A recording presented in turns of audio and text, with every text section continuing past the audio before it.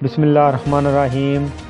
السلام علیکم دوستو، آج کی ویڈیو سعودی عرب جانے والے اور سعودی عرب سے واپس آنے والوں کے لیے بہت زیادہ ضروری ہے، کیونکہ سعودی حکومت کی جانب سے فضائی مسافروں کے لیے نقد رقم اور زیورات کی حد جو ہے وہ مقرر کر دی گئی ہے۔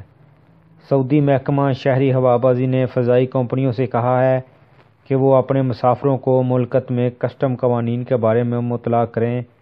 اس حوالے سے سول ایویشن کا کہنا تھا کہ مملکت آنے یا جانے والے مسافروں پر لازم ہے کہ وہ اپنے پاس 60,000 ریال سے زائد رقم نہ رکھیں، یعنی اگر آپ سعودی عرب جا رہے ہیں تو آپ کے پاس 60,000 ریال ہوں تو کوئی بات نہیں، لیکن اگر اس سے زیادہ ہیں تو پھر آپ پر ضروری ہے کہ آپ کسٹم حکام کو اس بارے میں اطلاع ضرور دیں۔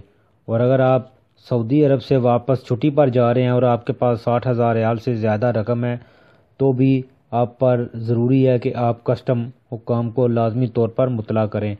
اگر آپ ایسا نہیں کرتے اور کسی چیکنگ میں آپ کو پکڑا جاتا ہے اور آپ کے پاس 60,000 ریال سے زائد رقم وصول ہوتی ہے تو پھر آپ کے خلاف کارروائی بھی ہو سکتی ہے۔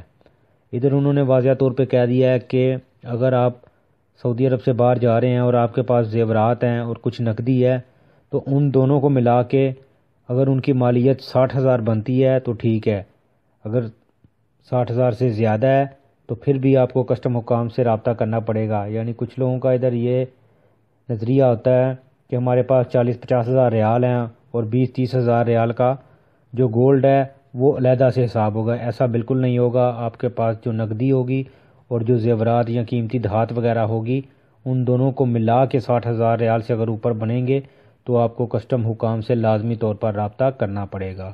تو دوستو یہ تھی آج کی ویڈیو کو لائک اور شیئر ضرور کریں۔ اللہ حافظ۔